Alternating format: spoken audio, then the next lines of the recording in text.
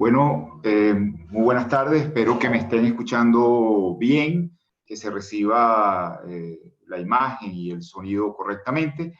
Eh, Simplemente agradecer a esta plataforma de la Universidad Católica Andrés Bello que me permite conectarme con todos ustedes para conversar sobre algunos aspectos generales de esta situación de pandemia por el COVID-19 y sus efectos en las relaciones de trabajo, la empresa y el sistema de relaciones laborales.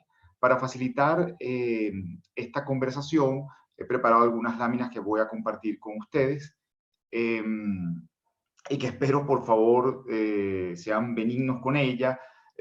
Son apenas algunas ideas iniciales sobre este tema, no hay conclusiones definitivas, más bien lo que busco con ello es propiciar ojalá un debate, un análisis y entre todos ojalá encontrar en medio de esta situación tan difícil, inédita, conseguir cuáles son los criterios jurídicos que permitirán avanzar y establecer las consecuencias derivadas de esta situación.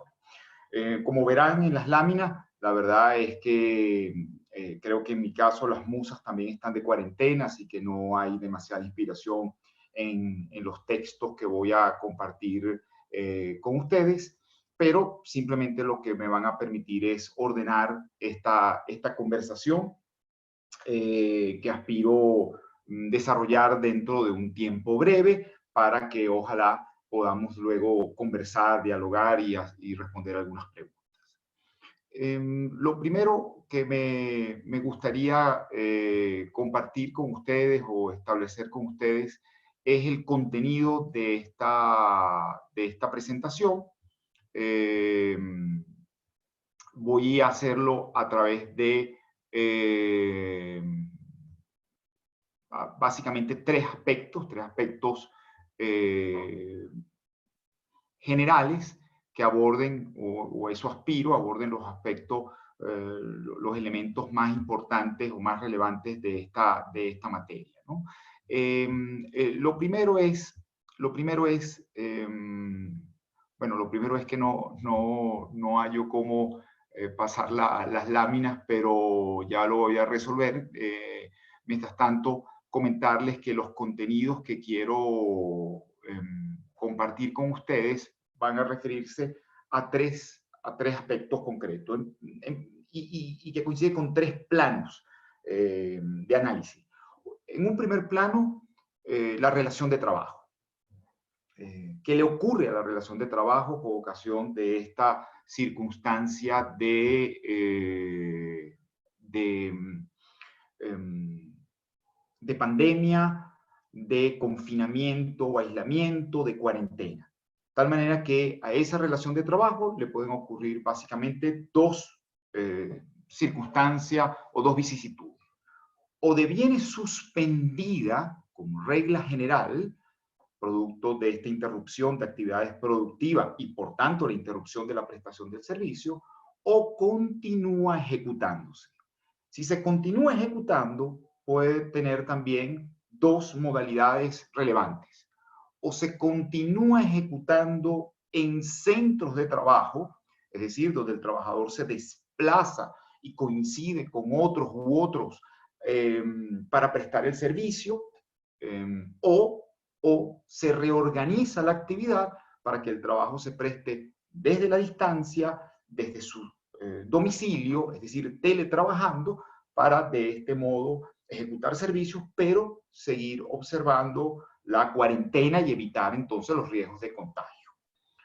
Una vez que podamos desarrollar estos aspectos, que son sin duda los que requieren mayor urgencia, los que han suscitado los debates más intensos a nivel global acerca de qué le ocurre a la relación laboral y cuáles son las consecuencias patrimoniales y quién debe soportarla frente a esta situación de pandemia, pasaría entonces a hacer una muy breve referencia a la empresa.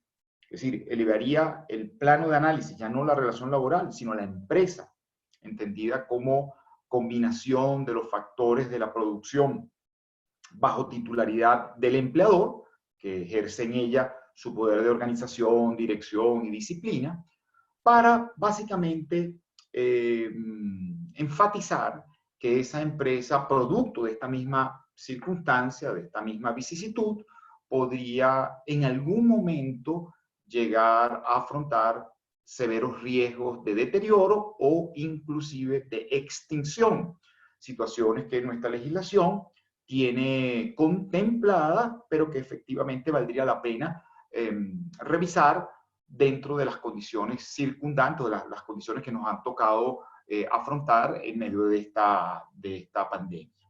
Y finalmente, apenas como un cierre, una conclusión o un epílogo, llamar la atención de que en un plano todavía de mayor generalidad, la afectación se va a producir sobre todo nuestro sistema de relaciones laborales, inevitablemente, independientemente de las empresas que subsistan, independientemente de las relaciones laborales que se mantengan y de su organización, el sistema de relaciones laborales venezolano, como va a ocurrir en el resto del mundo, va a terminar siendo afectado. Diría, o uno podría predecir de un modo muy relevante. La OIT ya ha adelantado que estima que podrían perderse 25 millones de puestos de trabajo por esta circunstancia, de tal manera que me parece que elevar la visión hacia el sistema de relaciones laborales puede ser particularmente importante.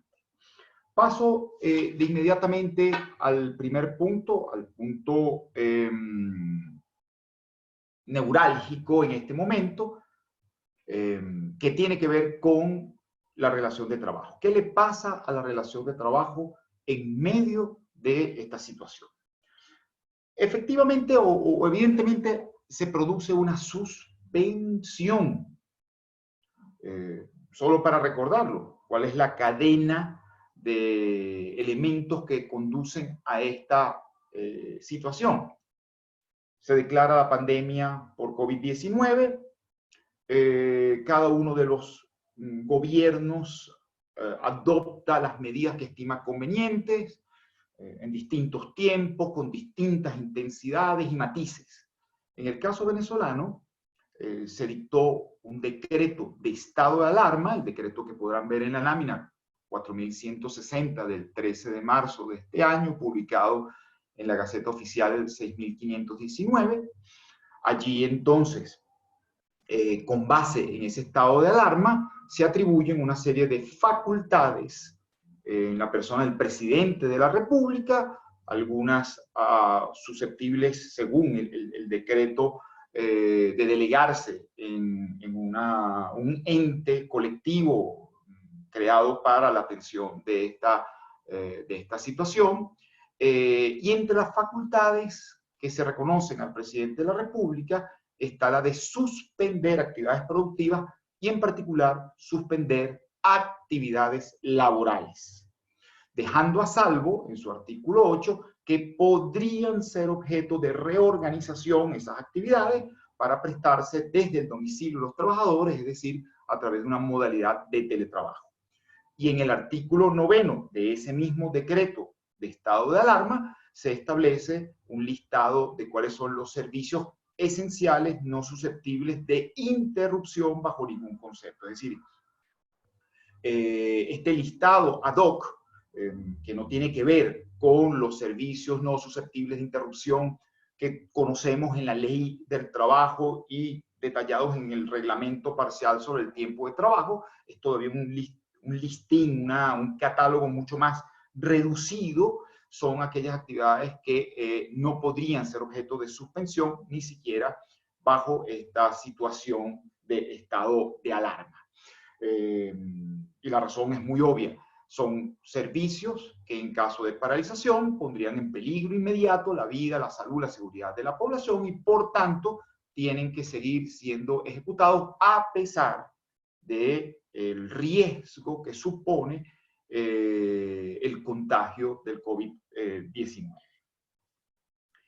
Estas circunstancias, esta cadena de circunstancias, pandemia, estado de alarma, declaración de reconocimiento de facultades suspensivas de actividades productivas y laborales en cabeza del presidente de la República, terminan concretándose, en el caso venezolano, lo que uno podría llamar un hecho del príncipe o hecho del soberano, por cierto, sin que medie un decreto formal publicado en Gaceta Oficial. Eso es muy importante tomarlo en cuenta por lo que luego conversaré con ustedes, que tiene que ver con el régimen, la regulación de las consecuencias patrimoniales de la suspensión de la relación de trabajo, que aún no ha sido objeto de previsión a través de decreto formal. Eso, simplemente lo apunto, ha llevado a que, por ejemplo, la Academia de Ciencias Políticas y Sociales, en un pronunciamiento del 29 de marzo del 2020, que pueden consultar en la página de la Academia, exhorta para que sea dictado efectivamente ese decreto que por razones de seguridad jurídica establezca con precisión la extensión y consecuencias, sobre todo en el ámbito patrimonial, de esta suspensión de relaciones laborales y que en particular se afronte o se precise o se determine el alcance de las prestaciones dinerarias que podría ofrecer o garantizar el sistema de seguridad social para que los trabajadores puedan satisfacer sus necesidades existenciales, que es la única manera de asegurar que puedan cumplir con el confinamiento, con la cuarentena, con el aislamiento preventivo, y a la vez que pueda preservarse el aparato productivo, que se minimice o por lo menos se mediatice el riesgo de deterioro o pérdida de las empresas en nuestra sociedad. De tal manera que, vista esta cadena, reitero, pandemia, declaratoria de estado de alarma, suspensión general de actividades productivas, con las excepciones de los servicios esenciales que específicamente se establecen en el artículo 9 del decreto de estado de alarma, y con la opción de reorganización productiva a través de teletrabajo. En este escenario, entonces, creo que la respuesta que ofrece nuestro ordenamiento jurídico, a falta de un régimen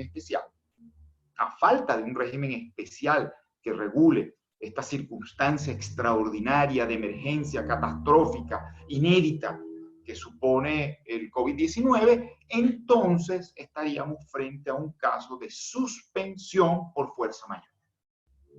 Reitero, en ausencia de una regulación expresa, un pronunciamiento que al amparo del estado de alarma fije criterios sobre la naturaleza de la interrupción de servicio, considero que a la luz de nuestro ordenamiento jurídico vigente, en particular la Ley Orgánica del Trabajo, el decreto de Ley Orgánica del Trabajo, los trabajadores y las trabajadoras, estaríamos en un caso de suspensión por fuerza mayor, que por cierto coincide con la declaratoria de algunos de otros estados.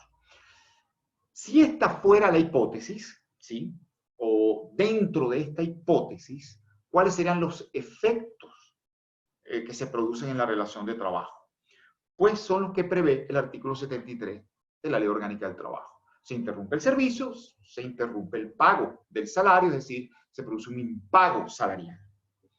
El vínculo laboral se preserva, se encuentra en estado de suspensión, pero el vínculo laboral se suspende, se mantiene, se preserva, tanto es así que el artículo 74 de la Ley Orgánica del Trabajo, los trabajadores y las trabajadoras declara la inamovilidad durante la suspensión, y además, como reforzando esta idea, traigo a colación el decreto 4167 del 23 de marzo del año en curso, publicado en la Gaceta Oficial 6520, que declara la inamovilidad y la extiende hasta general y la extiende hasta el 31 de diciembre del presente año. De tal manera que no hay duda, hay una preservación, una conservación del vínculo laboral solo en estado de suspensión.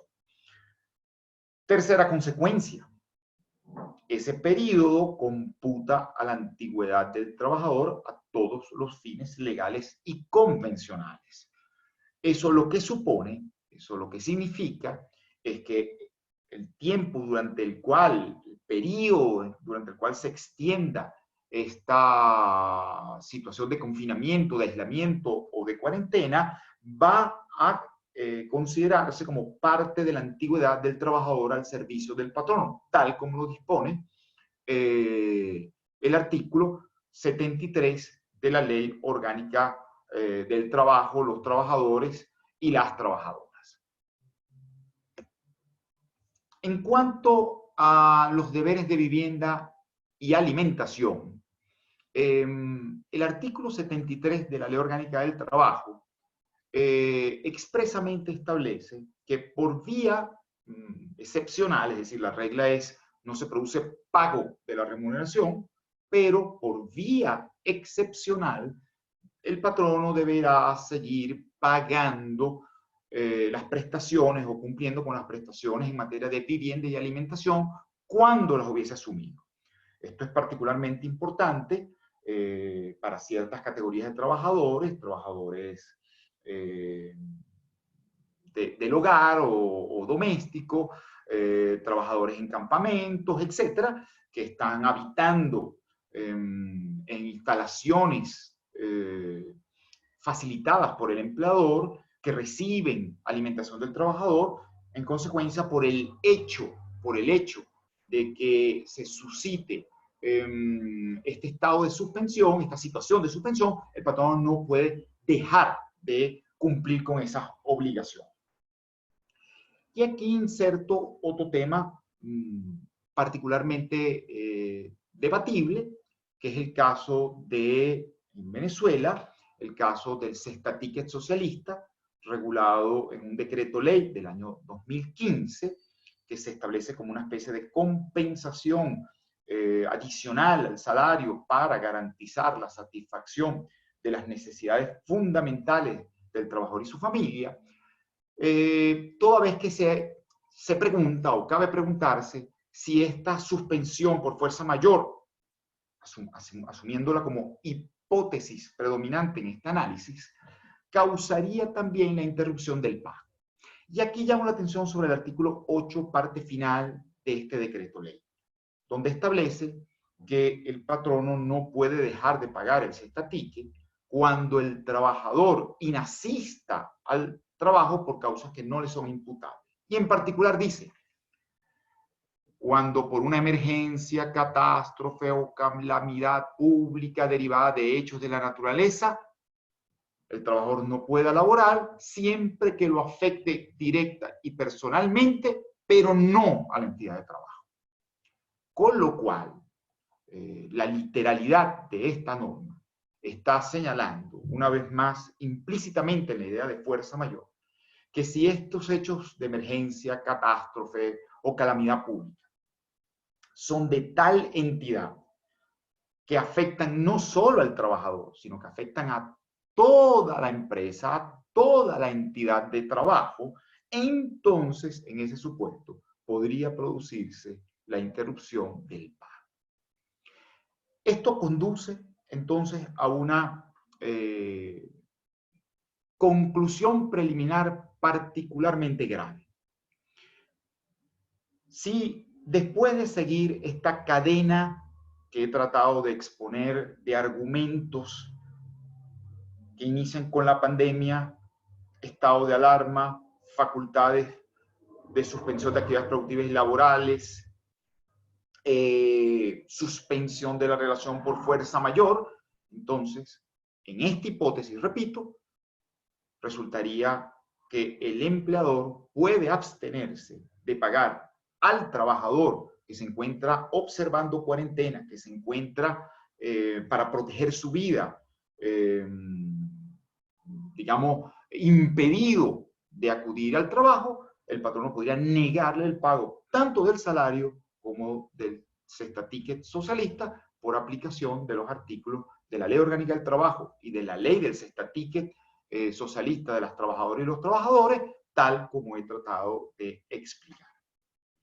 Ahora bien, esa conclusión, lejos de cerrar el debate, abre un debate de una dimensión mucho más, o de un calado mucho mayor.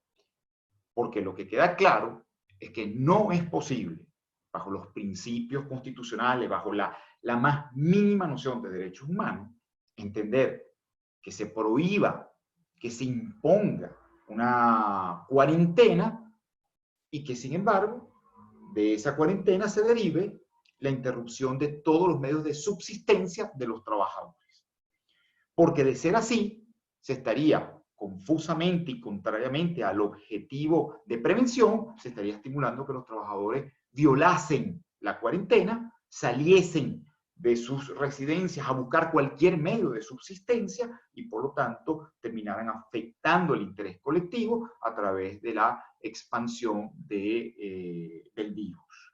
Por tanto, a la luz de los principios constitucionales, en particular, que garantizan una existencia digna y decorosa a todas las personas y a los trabajadores que en este momento se ven en cuarentena, es necesario explorar, revisar algunas opciones que complementen la hipótesis de la suspensión por fuerza mayor o que incluso sustituyan esta hipótesis. De tal manera que, antes de avanzar, reitero, no tengo duda, a la luz de la normativa laboral vigente y siendo que no se ha producido norma especial o régimen especial que regule la emergencia, que la situación tal como ha ocurrido hasta este momento encajaría en una suspensión de la relación de trabajo por fuerza mayor y que las consecuencias patrimoniales que la ley del trabajo y la ley del cestatique le atribuyen a un fenómeno de esa entidad son el impago del salario y el impago del cestatique. Ahora bien, esa conclusión está reñida con los principios fundamentales de nuestra sociedad, de cualquier sociedad civilizada, que respete los derechos humanos, que se construya con base en los principios de solidaridad, defensa y dignidad, respeto a la dignidad de la persona, y por tanto es necesario explorar opciones complementarias o sustitutivas. ¿Qué opciones se me ocurren? Algunas que quisiera compartir con ustedes y que están abiertas a regulación, toda vez que, como he señalado, no ha sido dictado, por lo menos hasta el momento que comenzamos esta charla, un régimen especial para regular la interrupción de actividades productivas y laborales. Una primera opción sería complementaria a la idea de fuerza mayor, suspensión por fuerza mayor e impago de salario y cestatique, es que se desarrolle, determine, se establezca un régimen extraordinario de prestaciones dinerarias, estoy pensando en carga fiscal, obviamente, por todas las vías posibles, sistema de seguridad social y asistencial u otros mecanismos complementarios, donde se le asegure que esos trabajadores confinados a sus hogares por razones de la pandemia puedan recibir los ingresos mínimos que les permitan satisfacer sus necesidades vitales y las de su grupo familiar. Pongo un ejemplo. Panamá dictó, frente a esta misma circunstancia, el decreto 81 del 20 de marzo de este año, donde no quisiera desviarme en detalle, simplemente suspende, se declara interrumpidas ciertas actividades productivas en un decreto anterior, permite que se sigan ejecutando otras actividades, y en este decreto 81 lo que está estableciendo es aquellos trabajadores que por fuerza de la interrupción de actividades productivas que el gobierno decretó se encuentren impedidos de prestar servicio, se entenderá que se encuentran en una situación de suspensión por fuerza mayor. Por tanto, los efectos son idénticos a los que prevé nuestra ley, no hay pago de salario, no hay prestación de servicio, pero esos trabajadores van a ser beneficiarios de un programa público para mitigar la falta de ingresos regulares. Esto es una respuesta. En el caso de Panamá, los demás empleadores que no estén incluidos directamente en las actividades suspendidas, pero que consideren que resulta imposible esa ejecución por su vinculación con otros empleadores que sí se encuentran efectivamente paralizados, tienen que someterse a un procedimiento de solicitud ante el Ministerio del Trabajo, de prueba y eventualmente de autorización. Mientras tanto, tendrán que pagar los salarios de sus trabajadores. Una segunda opción sería que se hubiese o se declare que esta suspensión de actividades decretada bajo el estado de alarma y donde los trabajadores tienen que observar un estado, una circunstancia de cuarentena, se va a analogar a una suspensión por razones de enfermedad. Es decir, en este caso, si bien no significa que los trabajadores se encuentren enfermos o hayan sido contagiados, sí es cierto que la suspensión se produce por razón de una enfermedad que se quiere prevenir, porque es altamente contagiosa, por la experiencia que ya se ha tenido y por lo tanto es una razón de salud, una razón de prevención de enfermedad la que conlleva que los trabajadores deban estar confinados, deban estar aislados en sus hogares. De ser así y de considerarse entonces que estamos frente a una suspensión por razón de enfermedad, sí quedaría claro en nuestro ordenamiento jurídico de dónde provendrían las prestaciones dinerarias. Para los trabajadores subordinados debería activarse el pago de el seguro social y un complemento patronal de la cuota que el seguro social no pague. Y por supuesto, para los trabajadores autónomos ya tendría por vía de asistencia social que responderse a ello. Y si se reconociese que es por razón de enfermedad, aplicaría el reconocimiento del pago del cesta ticket socialista, toda vez que el decreto ley expresamente señala que si la suspensión de la relación se produce por enfermedad, entonces el patrono debe seguir pagando. De tal manera que aquí habría una segunda opción. Por cierto, podrán ver en la lámina, traigo a colación una recomendación de la Organización Internacional del Trabajo, la recomendación 134 sobre asistencia médica y prestaciones monetarias de enfermedad, cuyo párrafo 8.b establece que los estados miembros de la OIT deberían conceder prestaciones monetarias en caso de que la ausencia del trabajo con pérdida de ganancia se deba a que el trabajador se encuentra aislado por motivo de una cuarentena. De tal manera que ahí aparece una norma claramente que asimila la cuarentena a una situación derivada de enfermedad y que por tanto los estados deberían asumir, afrontar, responder en términos análogos a las prestaciones dinerarias que reconocen en caso de enfermedad. Antes que alguien me diga, bueno, pero eso es una recomendación, no es susceptible de ratificación, por tanto no es vinculante. No desconozco eso. Lo que traigo a colación es el criterio técnico jurídico, conforme al cual una norma de la OIT adoptada en el seno de esta organización, y por tanto con carácter universal, reconoce expresamente que una situación de cuarentena debería ser, a los fines prestacionales, asumida o afrontada en términos análogos a la de una situación o un caso de enfermedad.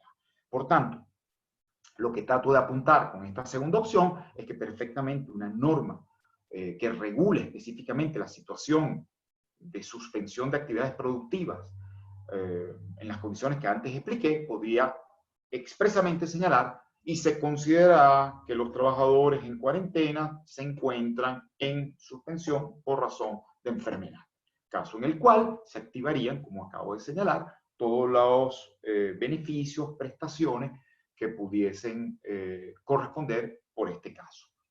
Y una última opción digamos, de un catálogo indeterminado. Simplemente son 3 opciones que a la carrera y, como les dije al comienzo, desprovisto de musas, también en cuarentena, incluí en la presentación para conversarlo con ustedes. Una tercera sería declarar que esta situación es equivalente a una interrupción colectiva del trabajo por fuerza mayor, conforme a los artículos 181 de nuestra Ley del Trabajo y 9 del reglamento parcial de esa ley sobre el tiempo de trabajo.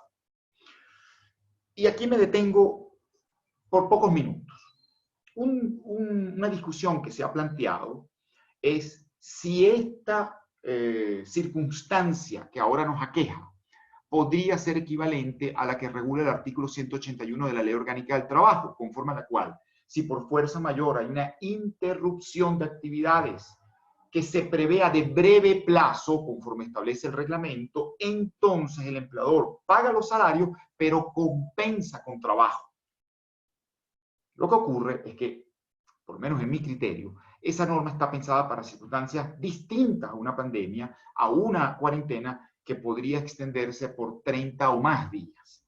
Tanto es así que dice a texto expreso siempre que sea previsiblemente de breve plazo, pero además queda claro que la intención del legislador y el reglamentista era normar una situación totalmente distinta cuando prevé o cuando regula cuál es el régimen de compensación. Dice, esa interrupción colectiva de labores puede compensarse de la siguiente manera: 1 hora diaria, no más de 20 días en un año. Con lo cual, significaría que si se aplicase ese régimen y la cuarentena durase 30 días, bajo ese régimen, el patrono podría compensar poco menos de 3 días de trabajo. Es decir, que una pérdida de 20 y tantos días o 30 días de trabajo podría compensarse con 2 o 3 días. Eso lo que evidencia es que no estaba pensado para un caso de esta naturaleza. Estaba pensado para una interrupción del servicio de energía eléctrica que paralizara la actividad unas cuantas horas, para un caso de derrumbe que impida la circulación un par de días, etcétera. Pero no estaba pensado, no podía estar pensado, porque jamás a nadie se le hubiese ocurrido decir previsiblemente por breve plazo, para un caso de pandemia, para un caso como el que estamos viviendo, que todavía estamos, creo, lejos de saber cuál es su frontera final, ¿no? Visto lo que está ocurriendo. Pero, dicho esto, sí creo que en un régimen especial dictado bajo el amparo de un estado de alarma, en los términos que antes vimos, se puede regular diciendo este sistema o estas circunstancias va a ser regulada por el artículo 181 y 9 del reglamento parcial con algunas flexibilizaciones. Por ejemplo, el número de días o de horas compensables, de tal manera que los empleadores puedan entender que el pago que se haga a pesar de estas circunstancias podrá luego compensarse con trabajo en el futuro. Esa es precisamente la respuesta que acaba de dar el Real Decreto Ley de España 1020 del 2020, perdón. Allí hay un 2 de más, es el decreto 10 del 2020, sobre permiso retribuido recuperable. Es decir, se entiende que están bajo permiso, el patrono tiene que retribuirlo, pero luego puede recuperar esos pagos a través de trabajo. No me puedo detener, pero una figura similar, lo que llaman suspensión imperfecta, es la que está aplicando o privando en el régimen peruano. Y en el caso de Dinamarca, que me parece muy interesante, a la luz de un artículo del profesor español Cruz Villalón, donde destacaba que en Dinamarca lo que se establece es que esos pagos van a ser compensados con días de vacaciones. Sé que esto puede causar alguna resistencia, pero hay que comprender que las circunstancias que se están viviendo, el estado que se está viviendo, no es precisamente de normalidad, y que se está echando mano de todas las herramientas posibles para un equilibrio entre la garantía de la integridad de los trabajadores, pero también la estabilidad del soporte de las empresas como fuentes de trabajo. De tal manera que esas serían tres opciones complementarias o sustitutivas de la idea de fuerza mayor, de suspensión del contrato de trabajo por fuerza mayor, que estarían asegurando que los trabajadores en cuarentena reciban, como deben recibir, prestaciones dinerarias que le garantizan la satisfacción de sus necesidades fundamentales. En el tiempo que me queda y que no es demasiado, voy a intentar hacer algunas puntuaciones muy breves sobre los aspectos restantes. Esos aspectos restantes tienen que ver con la alternativa a la suspensión, es decir, hay un régimen general de suspensión de la relación de trabajo, de interrupción de procesos productivos, producto de el COVID-19, pero hay, como dije al principio, y como es evidente, actividades no susceptibles de interrupción. Piénsese primeramente en los servicios de salud, en los servicios de seguridad, en los servicios de producción, distribución y venta de alimentos, en los servicios básicos de energía, distribución de energía eléctrica, agua, recolección de desechos, etc. Esas actividades no pueden ser interrumpidas, lo dice expresamente el artículo 9 del decreto de estado de alarma, por razones obvias, que sería el grave daño o lesión a intereses superiores de la población y de la sociedad. Ahora bien, en estos casos, donde los trabajadores siguen prestando servicios, donde no se produce interrupción o suspensión de tipo alguno, se está asumiendo o afrontando una clarísima intensificación del riesgo de contagio, que podría entonces ser calificado, en el caso de producirse, como enfermedad profesional. Es un debate que va a depender del tiempo de exposición o condiciones de exposición y de las medidas preventivas idóneas o no que hayan sido adoptadas por el empleador. Entonces, lo que quiero aquí simplemente destacar, y creo que es obvio, es que estos trabajadores que tienen que seguir prestando servicios, sobre todo en centros de trabajo, están intensificando su riesgo de contagio y por lo tanto tienen que merecer una protección acentuada, intensificada, para garantizar su integridad. En caso de que la exposición o las medidas no sean idóneas, estaríamos frente a una enfermedad profesional. Igualmente, aunque no lo diga el decreto, estas actividades están sujetas potencialmente a una reorganización. Es decir, el empleador cuya actividad no se haya visto interrumpida, que tenga que seguir prestando servicio, no obstante, deberá adoptar todos los cambios, ajustes que sean necesarios y convenientes para garantizar la actividad, pero también para proteger a sus trabajadores. Estoy pensando en cambios de horarios, organización por turnos, flexibilidad de tareas, cambios en las actividades, etcétera. Todo ello bajo este estado de alarma que amerita y que expande ese poder patronal del jus variandi en nombre de los intereses de la sociedad y de la integridad de sus propios trabajadores. La otra opción, finalmente, en el caso de ejecución del trabajo, es aquellos trabajadores que no están prestando servicio en centros de trabajo, sino que lo hacen desde sus propios domicilios, es decir, teletrabajando. Allí lo que se produce es una reorganización de la actividad productiva, admitida a texto expreso en el artículo 8 del decreto de estado de alarma, como lo dije antes, que no contempla o que no está previsto en nuestro ordenamiento su regulación, ni general ni extraordinaria a raíz de esta pandemia, y que por tanto quedará en gran medida sometida al acuerdo entre patrono y trabajador para esta reorganización extraordinaria de las actividades que ahora se van a ejecutar remotamente.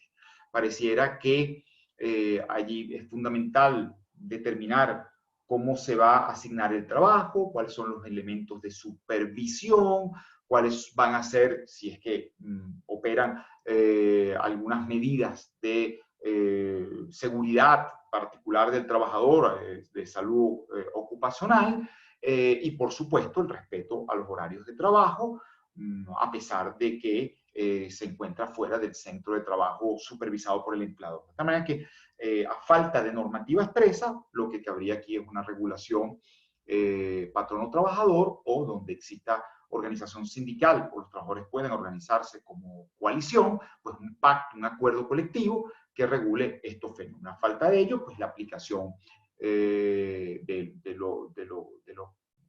digamos, de normativas análogas que se han dictado en otros países.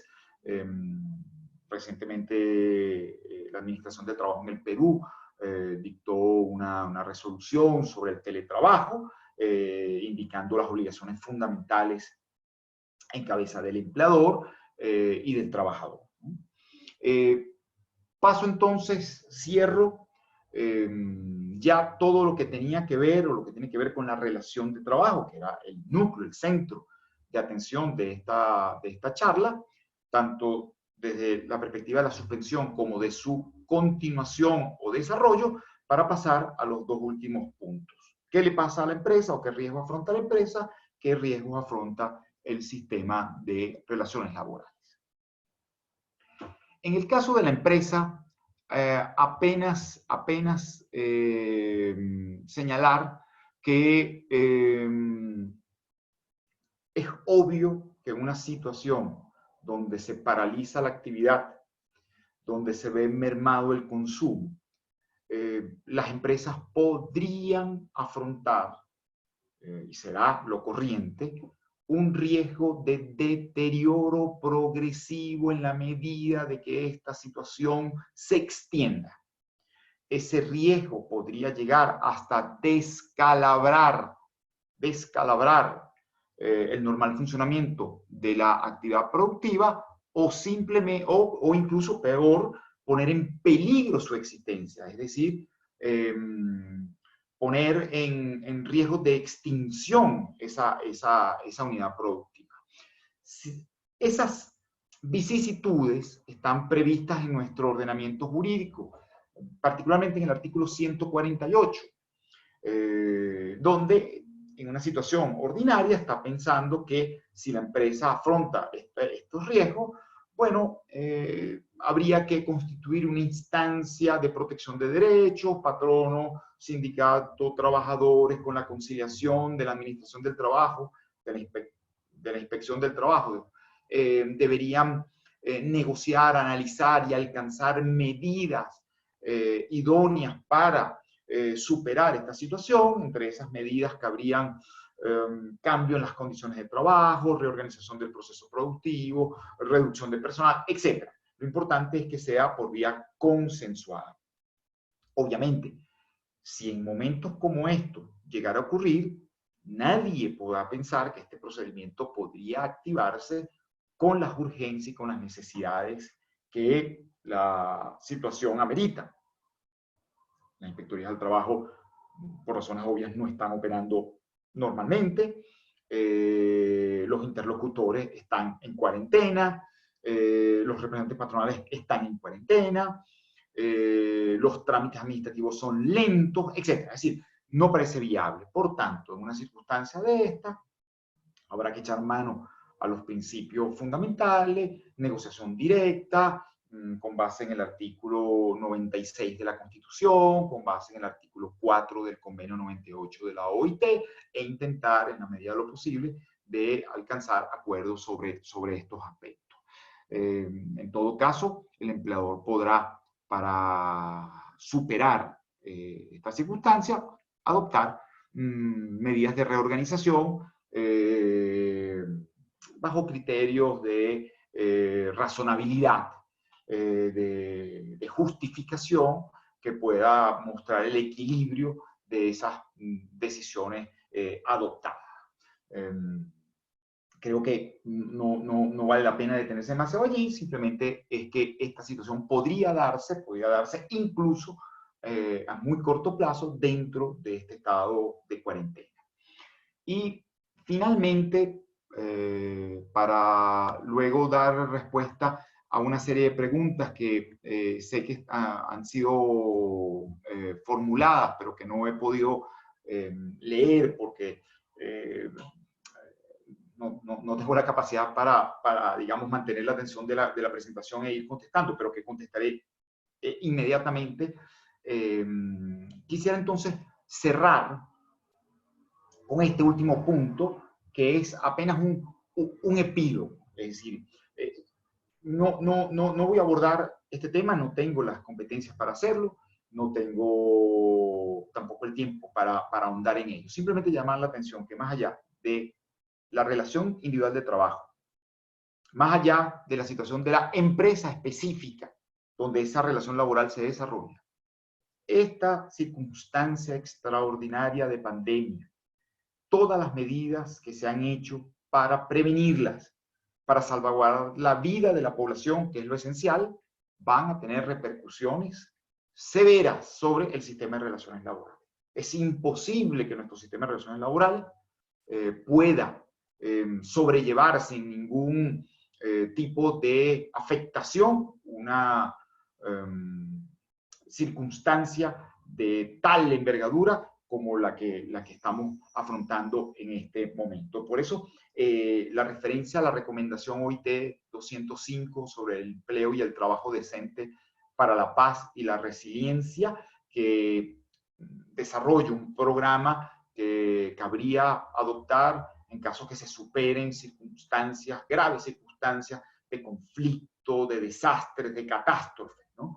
Que en definitiva lo que buscan es restablecer las líneas de comunicación, la reconciliación, el diálogo social, la negociación colectiva, la asesoría integral sobre los actores sociales, el apoyo a los empleadores para preservar las fuentes de trabajo, las garantías prestacionales de seguridad social sobre los trabajadores que pueden perder sus puestos de trabajo o verse empobrecidos, etc. Creo que eso, si en algún momento luce conveniente para prestar atención sobre la recomendación OIT 205, es este que estamos viviendo globalmente en los actuales momentos. Lo otro que quiero para cerrar, ¿no? Para cerrar. No quiero parecer pesimista, pero mucho menos quiero lucir ingenuamente optimista. Que nadie crea que esta situación, esta catástrofe, solo se va a medir en número de muertes y contagios. Ese es su núcleo más dramático, sin duda. Pero ahí no van a terminar los datos, la afectación, el impacto de esta tragedia. Que se nos quite de la cabeza que una vez superada esta circunstancia, que una vez, como diría Esquilo, la verdad es que leer a Esquilo en estos momentos quizás no sea lo ideal, pero cuando atravesemos este proceloso mar de funesta tragedia, que nadie piense que nos vamos a encontrar con un paraíso, con un sol radiante, que vamos a estar todos juntos, conmovidos, oyendo el cantar de los jilgueros. Es decir, lo que aquí se va a sobrevenir son consecuencias muy graves. Desempleo, empresas cerradas, empresas depauperadas, economías fracturadas, sociedades rotas, ciudadanos atemorizados, recelosos, débiles. Es decir, aquí hay que afrontar una tarea muy compleja, muy difícil. No es tiempo de leguleyos y cagatintas, es tiempo de juristas, de líderes, de abrazar los principios fundacionales de nuestra sociedad y con base en ella brindar respuesta a esta circunstancia.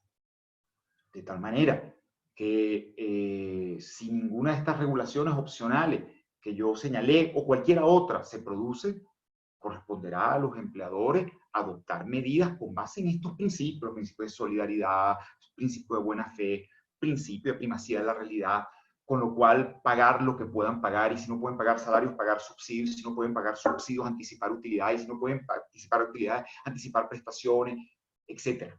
Y cuando ya no sea posible, perfecto, notificarlo, informarlo, dar tiempo para que los trabajadores adopten las medidas, para que las autoridades puedan prestar subsidios. Yo creo que es tiempo de mirar hacia adelante, de no creer que esto es una circunstancia pasajera y nos viene un reto particularmente pesado. Termino citándoles un libro, una novela que se ha puesto de moda de nuevo, que es El ensayo sobre la ceguera de José Saramago. O sea, toda esta pandemia ha hecho que se vuelva a leer, y lo que más me llama la atención es el final de esa novela. Si alguien no se la ha leído, tiene tiempo para desconectar el micrófono si no quiere escuchar. Cuando el virus de la ceguera termina y retoman, pueden volver a observar, recobran la vista todas las víctimas, el protagonista le pregunta a su esposa, que nunca sufrió de ceguera y por lo tanto lo orientó durante toda esta travesía, le pregunta, ¿por qué nos quedamos ciegos? Y en la parte final le dice ella, creo que no nos quedamos ciegos, creo que estamos ciegos. Ciegos que ven, perdón, ciegos que viendo no ven. Y muestra su gran terror ante el futuro. Yo creo que ese es el grave riesgo. Lo que nos viene encima va a requerir que estos mismos principios que aplicamos ahora para tratar de garantizar la vida, la integridad de las personas, nos sigan guiando para también tratar de recomponer nuestro aparato productivo, nuestros lazos sociales y ojalá con el tiempo poder superar esta circunstancia. Mil gracias por su atención. Les ruego simplemente que me ofrezcan unos minutos a ver si puedo responder algunas preguntas, si me alcanza el tiempo y si me lo permite los organizadores de la Universidad Católica, hacer algunas respuestas, ¿sí? Una primera pregunta me dice,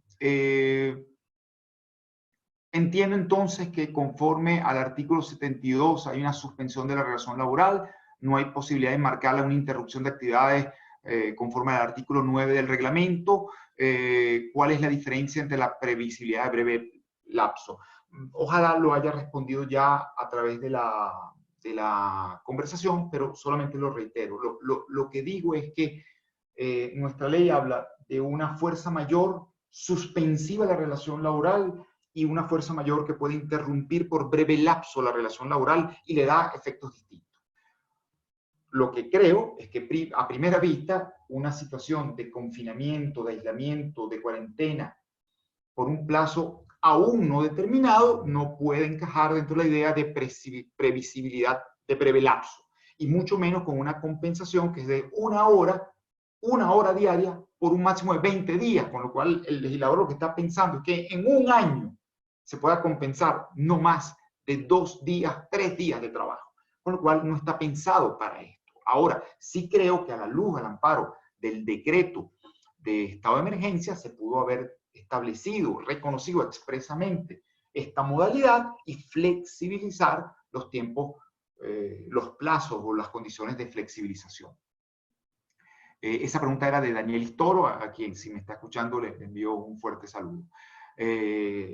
Rafael de Lemos me pregunta, igualmente saludo, ¿qué hacer en caso de que los trabajadores prefieran que la empresa decrete vacaciones colectivas en vez de suspender?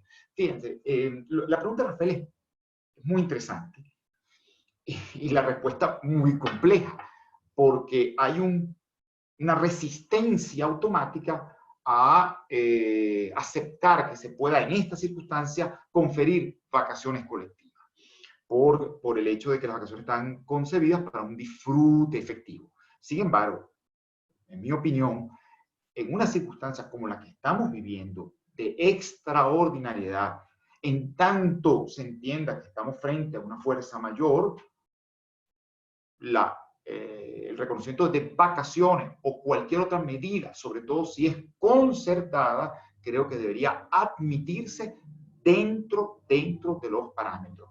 El patrono no puede imponerlo en ningún caso, podría excepcionalmente convenirse.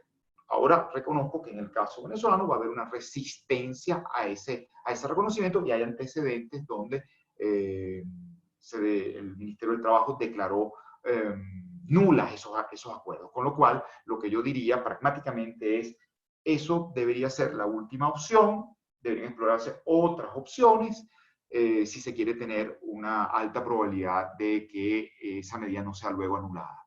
El Tomás Pérez Gruber, a quien también saludo, dice, una empresa excepcionada por ser de alimentos puede enviar en suspensión de la relación de trabajo a los trabajadores no indispensables en el proceso fabril. Creo que sí, creo que Tomás está absolutamente claro de esa circunstancia.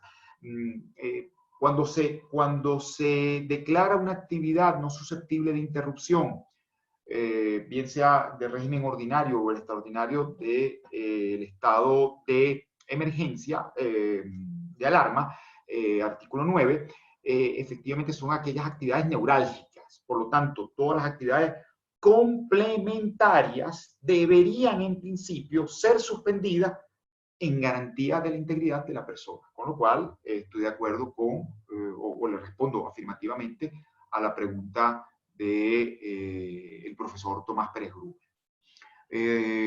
Una tercera pregunta, ¿qué sucede si tengo dos poblaciones diferentes entre los trabajadores?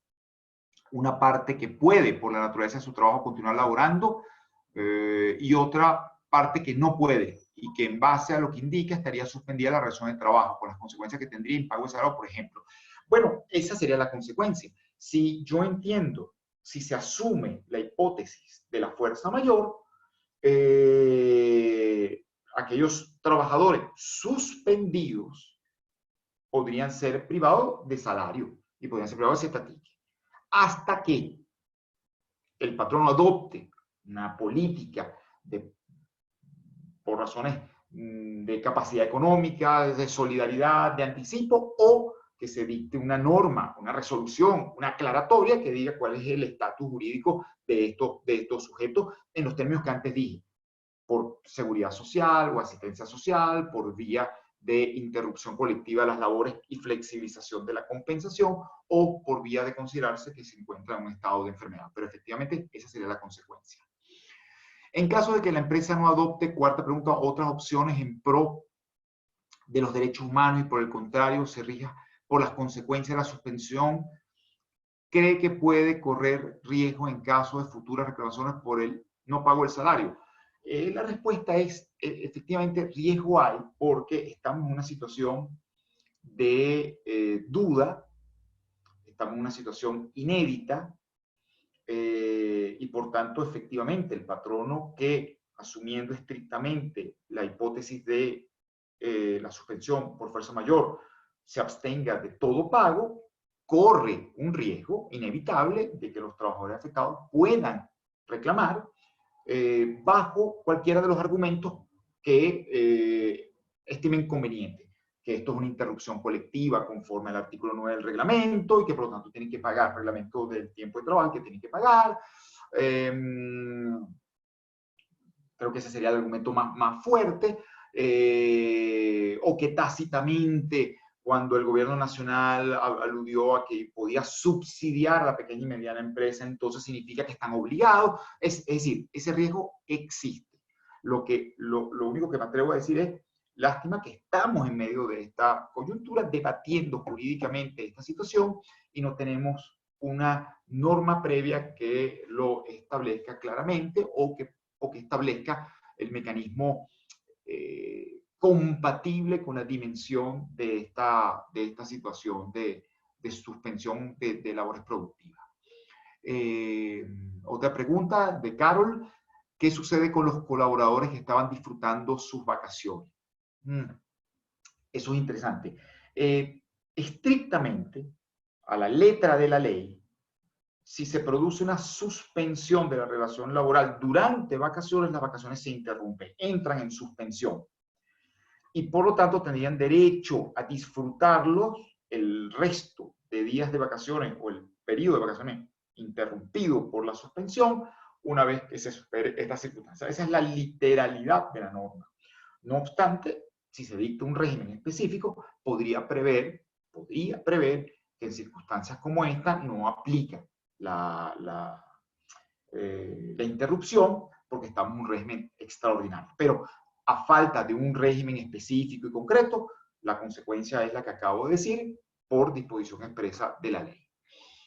Pueden acordarse vacaciones durante el tiempo de la pandemia, ya creo que lo contesté con estas limitaciones. Solo agrego a esta pregunta, fíjense, sociedades como digamos, como la danesa, con una fuerte implantación sindical, permite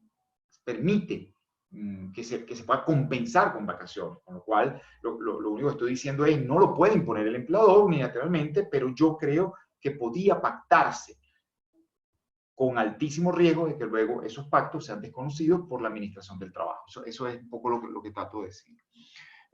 Pedro, si existe un personal ya en disfrute vacaciones y debido a esta emergencia que nos encontramos se suspendieron sus actividades laborales, esos días el periodo vacacional se rueda, esa es la consecuencia literal de la ley, no hay una norma específica, por lo tanto esa sería la consecuencia. Querido amigo Aníbal Bello me dice: la declaratoria por decreto de estado de alarma supliría la condición del literal L del artículo 72 como autorización del inspector y el lapso máximo de 60 días. Claro. Aníbal, con mucho tino, me recuerda que de conformidad con el artículo 72, literal L de la Ley Orgánica del Trabajo, en los casos de suspensión por fuerza mayor, se agregó en el decreto ley del año 2012, este literal I, de la ley, se agregó que debe someterse a autorización del inspector del trabajo. En este caso, creo que al existir, como él señala, un estado de alarma decretado, pero además una orden del Ejecutivo Nacional de interrumpir, no concretado en decreto, pero sí difundido por las redes sociales, de interrumpir toda actividad productiva, carece de todo objeto solicitar una autorización. La autorización del artículo 72 refiere a casos particulares, por ende sometidos a prueba. En cambio, siendo una norma general, dictada por el Ejecutivo Nacional en estado de alarma, no hay autorización que solicitar, porque sería absurdo el trámite, pero además sería absurdo que lo pueda negar o que tenga que recabarse. Están interrumpidas las labores, lo que queda es definir si efectivamente se trata de un caso de fuerza mayor, como creo lo es la pandemia. Otra pregunta: ¿qué ocurre con la obligación de autorización en caso de fuerza mayor? Creo que es exactamente la misma pregunta. No aplica porque no es un caso o una circunstancia específica, sino que deriva de una norma general. Principio iura nobis curia, no hay nada que solicitar, no hay nada que notificar. Están interrumpidas inmediatamente las labores. El tema es los efectos patrimoniales. Otra pregunta: en el tema ocupacional parece descabellado pensar que una pandemia, en los casos de servicios que no pueden suspenderse, resulte un trabajador infectado aun y cuando el patrono tome todas las medidas posibles. Debe ser pensar que una pandemia en los casos bueno, cuando el patrono tome todas las medidas, pueda catalogarse enfermedad ocupacional, donde estaría la responsabilidad del patrono, tomando en cuenta lo silencioso del virus y su tiempo de incubación. A ver si entiendo bien. Creo que Aníbal Bello lo que me dice es que creo entender que no está de acuerdo con que un trabajador que esté prestando servicios no susceptibles de interrupción y sea contagiado pueda entenderse que se trata de una enfermedad profesional, ¿no? Bueno, yo disiento, yo creo que sí, yo creo que sí. Yo creo que el hecho de seguir prestando servicio y por lo tanto no estar sometido a cuarentena lo expone a una situación de agravamiento de riesgo y hay que recordar, estoy citando de memoria, que la definición de enfermedad profesional es por el trabajo con ocasión del trabajo. Lo que estoy diciendo es que dependiendo en cada caso de los niveles y condiciones de exposición y las medidas de prevención del empleador, podría declararse que es una enfermedad profesional. Podría descartarse un caso específico, tomando en cuenta que es un virus, pero digamos, dependiendo de las condiciones adoptadas. El patrono rotó o no rotó el personal, el patrono dotó o no de mascarillas y guantes, el patrono reorganizó la actividad para evitar sobretiempo, el patrono eliminó trabajos que eran particularmente peligrosos, que podían ejecutarse de otra manera, etc. En cada caso concreto habrá que verificar, pero aquellos trabajadores que efectivamente presten servicio, sigan prestando servicio en centros de trabajo, es decir, no en su lugar de habitación, creo que es obvio la intensificación del riesgo de contagio por razones profesionales. Maite Soto, a quien saludo, en ET de servicios esenciales hay actividades administrativas que no son requeridas, por lo menos en su totalidad.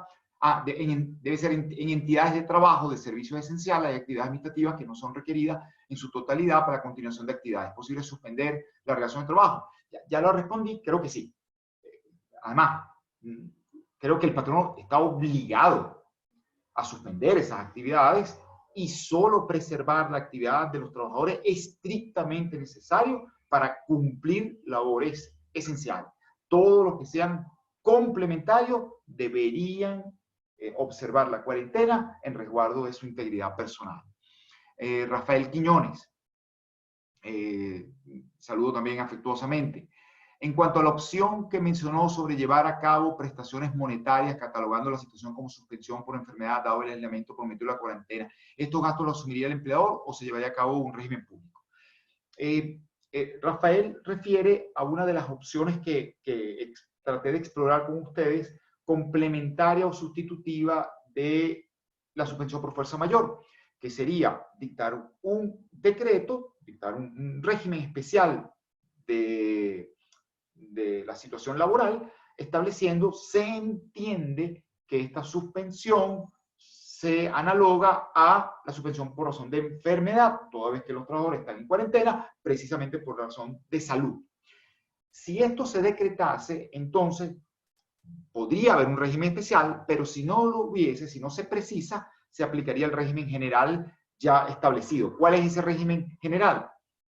Debería activarse para los trabajadores afiliados al Seguro Social el pago de su salario a través del Seguro Social, a través de los medios ordinarios. El patrono debería pagar la cuota que el Seguro Social no contempla, que termina siendo 1/3. El patrono tendría que seguir pagando el cestatique socialista, toda vez que expresamente el decreto ley señala que la suspensión por enfermedad no lo interrumpe, y con esto se garantizaría, digamos, una prestación dineraria mínima o suficiente para satisfacer las necesidades del trabajador. Es una opción que creo que se pudo haber conjugado y se puede conjugar en estos casos. Otra pregunta. Hay jurisdicciones que sí permiten la suspensión convencional bajo el argumento que quien puede renunciar también puede suspender.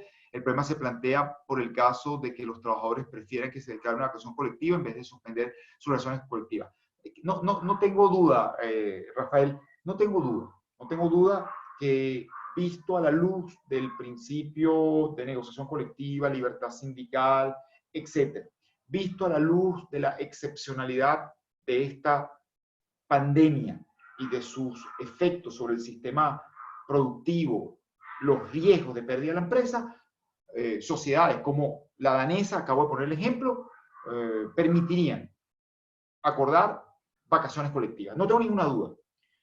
Es más, estaría de acuerdo con ello, sobre todo bajo el imperio de la libertad sindical. Lo que estoy advirtiendo, por razones pragmáticas, es que en Venezuela existe un alto riesgo de que un convenio de ese tipo sea luego impugnado ante el Ministerio del Trabajo o los tribunales, y pueda decretarse su nulidad, sobre todo ante este silencio. Rimat Daher, hola profesor, agradecida por su presentación. Que si puede ver la presentación completa. Yo entiendo que la grabación va a quedar accesible a cualquiera que la quiera ver, con lo cual podría consultarla. Solo recomendaría que no lo haga mucho, porque la verdad es que más bien en estos tiempos corresponde aliviar tensiones, pero el que quiera lo puede consultar. Si aún no fuera así, con muchísimo gusto, por allí yo dejé mis datos de correo electrónico y de Twitter. El que quiera por allí me consulta y encantado le envío la presentación, ¿sí?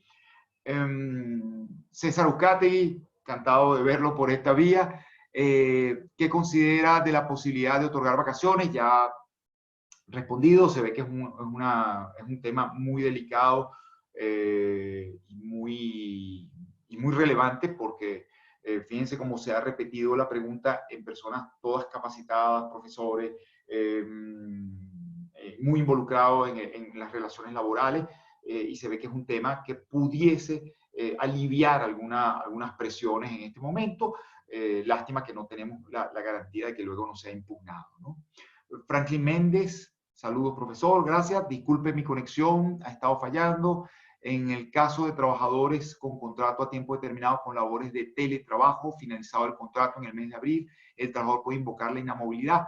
Bueno, Franklin, fíjate, esto, digamos, al margen de la pandemia como regla general.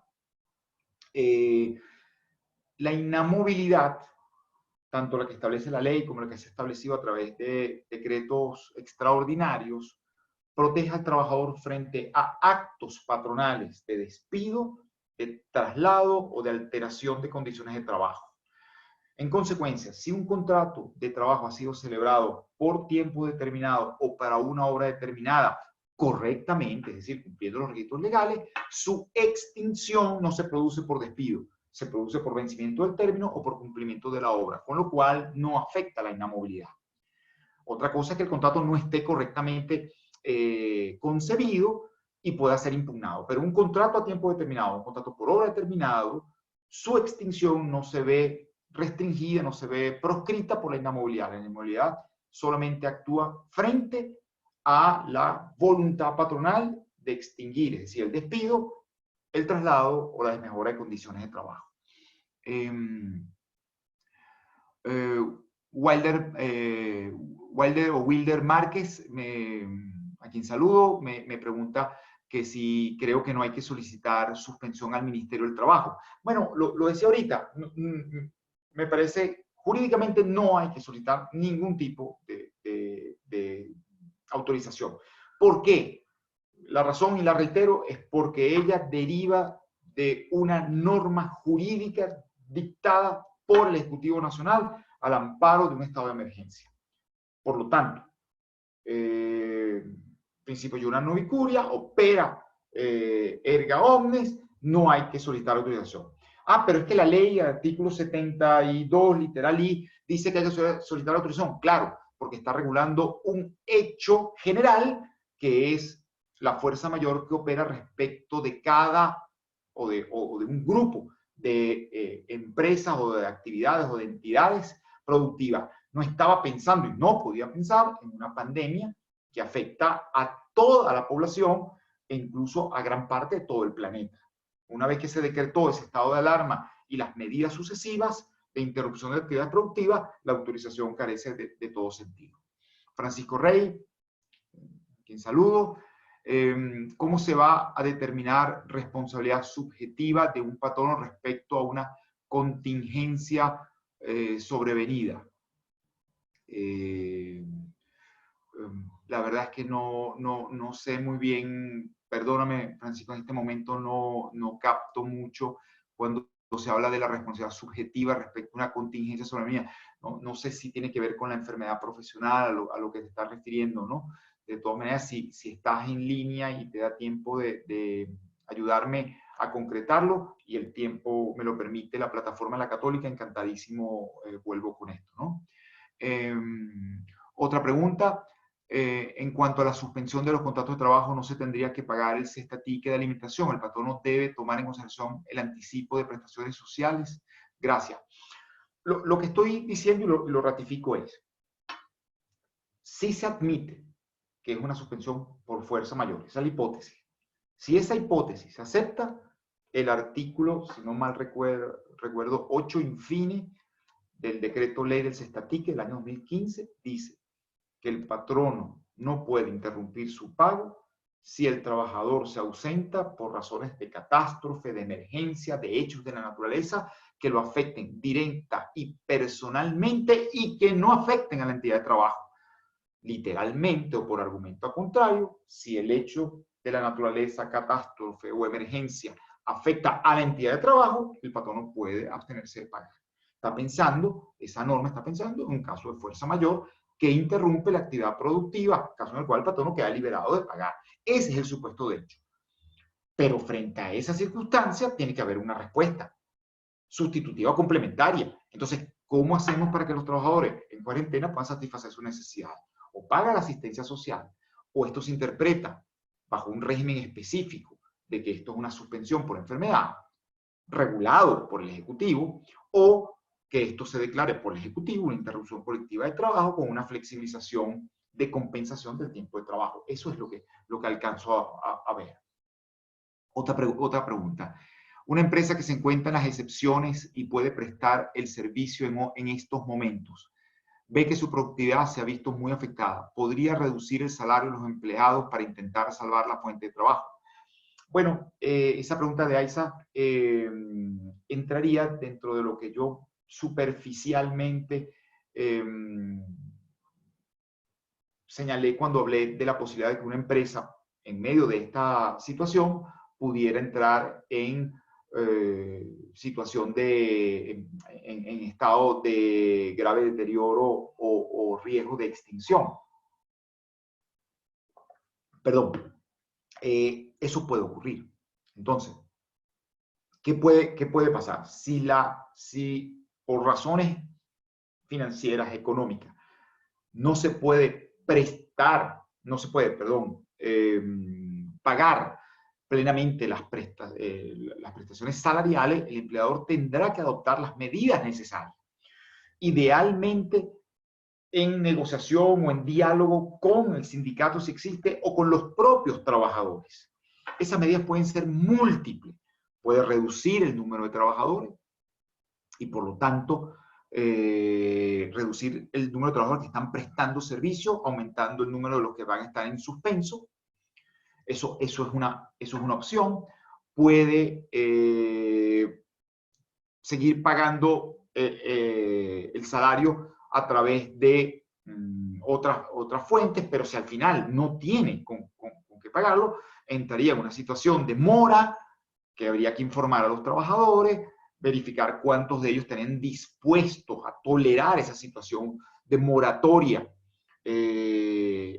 entendiendo las circunstancias que están ocurriendo y que van a ser saldadas o liquidadas en su momento y reconocidas en su momento, pero aquí no queda otra cosa que apelar a los principios esenciales y sería buena fe, solidaridad, negociación directa con los trabajadores o con el sindicato y un principio que se nos impone, queramos o no, que es el principio de primacía de la realidad. Si efectivamente no hay recursos, no se pueden obtener de otra vía, es efectivamente una situación de crisis, pues habrá que afrontarla de la mejor manera. Otra pregunta, ¿qué hacemos con la suspensión y la autorización de la inspectoría? Creo que que de alguna manera he dado respuesta. En base a la premisa que las actividades excepcionadas en el decreto podían modificarse los horarios de trabajo a fin de evitar traslados recurrentes del trabajador a la entidad de trabajo. Perdón, ¿podría modificarse los horarios de trabajo? Sí, pregunta de Juan Malpica. Sí, creo que sí, y traté de sugerirlo en algunas láminas cuando decía potencial reorganización de la actividad productiva.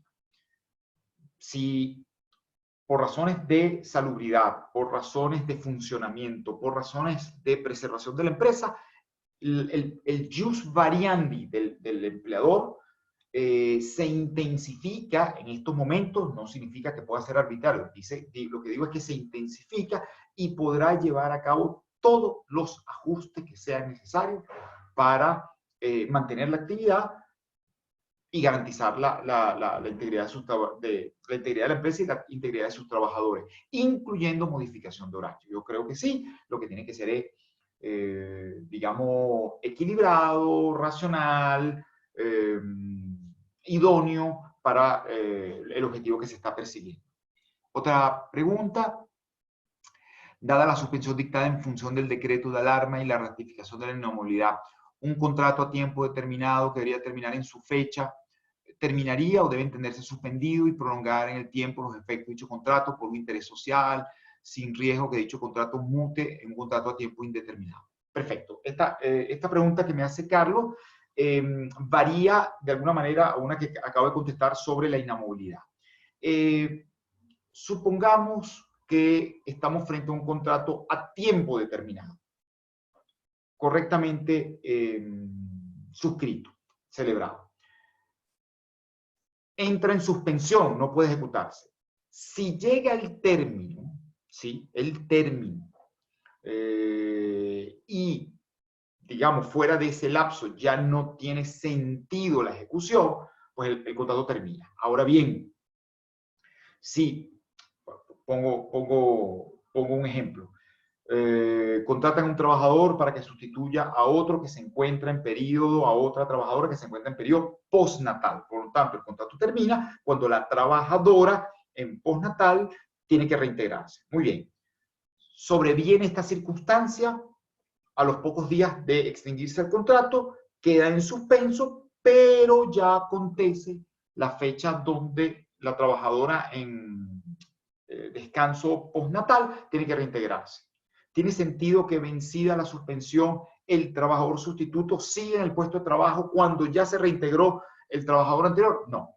Por lo cual, en la medida en que el supuesto en que fue suscrito el contrato a término haga innecesario la continuación, se entiende que el lapso extingue el contrato de trabajo a pesar de una situación de suspensión que pueda extenderse. En el caso del contrato por obra determinada o para una obra determinada, podría ocurrir una cosa distinta. Si la obra no se termina, no se culmina, obviamente se continuará ejecutando después de la suspensión hasta concluirse. En el primer caso es el tiempo fijado el que extingue el contrato, en el segundo es la ejecución total o parcial de una obra la que determina su extinción, la extinción del contrato de trabajo.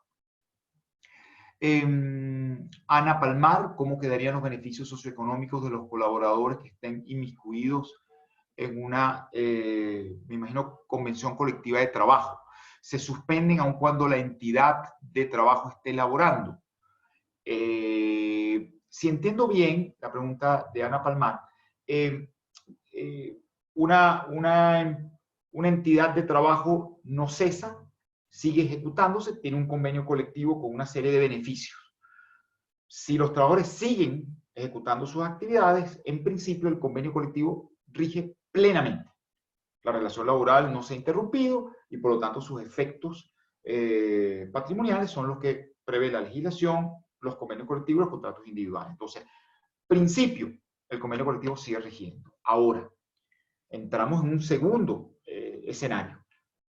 ¿Qué ocurre si esta entidad de trabajo o empresa, producto de la circunstancia extraordinaria que vivimos, se ve en una situación de deterioro que no puede dar cumplimiento a esas condiciones porque pone en peligro su preservación? Entonces vuelvo a lo que dije antes y a la respuesta a una pregunta concreta. corresponderá al empleador, en medio de esta circunstancia, adoptar las medidas que sean necesarias, idealmente en negociación con el sindicato, la coalición de trabajadores o los trabajadores afectados, para salvaguardar la unidad productiva y asegurar la fuente de trabajo. Lo que estoy descartando es que en medio de esta situación pueda acudir a la Inspectoría del Trabajo a pedir que se instale una instancia de protección de derechos, que se negocie, etcétera, etcétera. Eso es impensable. En estas circunstancias lo que tiene que hacer es negociar con el sindicato o con los trabajadores, o informar o adoptar medidas razonables, justas, transparentes, que pueda informar a los trabajadores y notificarlos que busquen la preservación de la unidad productiva. Otra pregunta. Entiendo que no hay que solicitar suspensión ante el Ministerio del Trabajo. Exactamente, ese ya le he respondido. ¿Qué pasa con la responsabilidad social empresarial? ¿Cree usted que, digamos, en 60 días hay la posibilidad de extinción de los puestos de trabajo? No lo creo. Y no lo sé. Es decir, si entiendo bien la pregunta, por un lado se habla de responsabilidad social empresarial. Bueno, yo hablé del principio de solidaridad. ¿Sí? Yo creo, y por eso decía, aunque pueda catalogarse de fuerza mayor suspensiva, aunque no haya norma expresa que regule el fenómeno, ojalá los empleadores puedan y se sientan animados, y estoy seguro que muchos lo harán, a pagar, si pueden, los salarios, si no pueden, un sustitutivo del salario en prestaciones dinerarias, en todo o en parte, anticipar las utilidades, anticipar prestaciones sociales, anticipar lo que puedan, para garantizar la vida de sus trabajadores y su integridad. A eso es lo que yo creo que hay que en este momento apostar. Esos mismos principios, y no otros, son los que van a ayudarnos luego a reconstruir la sociedad. Es decir, no hay unos principios para atender mi tragedia y unos principios distintos para atender la tragedia de otros. Son los mismos principios y es lo que creo que tenemos que atender. Si en 60 días se va a producir la extinción de puestos de trabajo, y no lo sé, yo creo que habrá que ver cada una de las circunstancias, pero sí creo que hay que apelar en estos momentos a principios generales. Patricia Lozada, si una empresa decide pagar un monto igual al salario, pero asumiendo que existe una suspensión de la relación de trabajo, porque por la naturaleza de la actividad no es posible su continuidad, este pago no tendría naturaleza de salario, ¿cierto? Porque no hay prestación de servicio que deba ser remunerado. Si no, se trataría de un pago por decisión unilateral y graciosa del patrono, ¿cierto? Cierto. Es decir, volvemos a lo mismo, Patricia. Si la hipótesis que se asume es suspensión por fuerza mayor de la relación de trabajo, no hay obligación de pagar del salario. Pero el empleador podría pagar una compensación, una prestación dineraria graciosa a sus trabajadores durante este periodo sin que ello suponga reconocimiento de naturaleza del salario. Es una situación análoga al pago que la ley establece en los casos de suspensión de la relación de trabajo por enfermedad o accidente, que obliga al empleador a completar una cuota de la prestación dineraria que paga el Seguro Social o que debería pagar el Seguro Social. Aquí podría pagar exactamente lo mismo. El empleador puede hacer estos pagos, graciosamente no tendrían en principio impacto sobre las prestaciones. Por cierto, hago una referencia breve, creo que ya los tiempos están totalmente vencidos. Tenemos que ir cerrando, sí. Cierro. Es lo que la ley del contrato de trabajo argentina establece: pago de una remuneración sin impacto en prestaciones.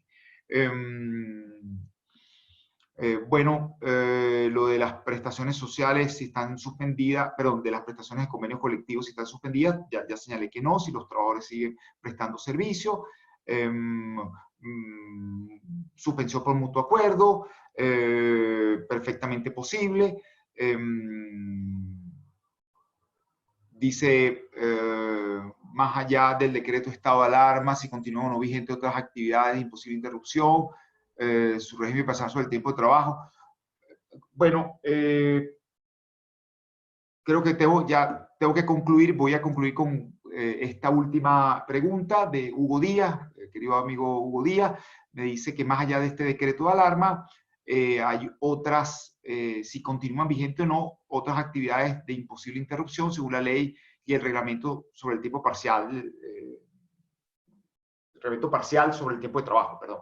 Bueno, sí, efectivamente, como no existe un decreto de interrupción de actividades productivas formal, no sabemos exactamente cuáles son las actividades que han sido decretadas. Lo que sí sabemos es cuáles no puede el Ejecutivo Nacional en ningún caso interrumpir. Por lo tanto, a falta de esta previsión, las normas de la Ley del Trabajo y del reglamento están plenamente en vigencia y por lo tanto se podría prestar servicio, se podría seguir prestando servicio a pesar de la situación de incertidumbre por falta de concreción.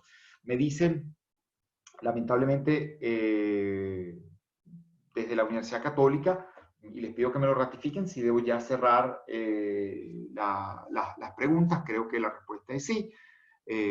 Así que no me quedaría más que agradecerles inmensamente a todos los que me acompañaron. Me disculpan que no pude responder preguntas que sé que quedaron pendientes. Ojalá nos animemos a seguir en contacto por otras vías de Twitter o por esta misma plataforma en futuro para seguir intercambiando y ver la evolución de todo este tema. Mil gracias por mi parte. Pues concluyo esta conferencia y le doy la palabra a la gente de la Universidad Católica por si acaso hay alguna información que quieran otorgar.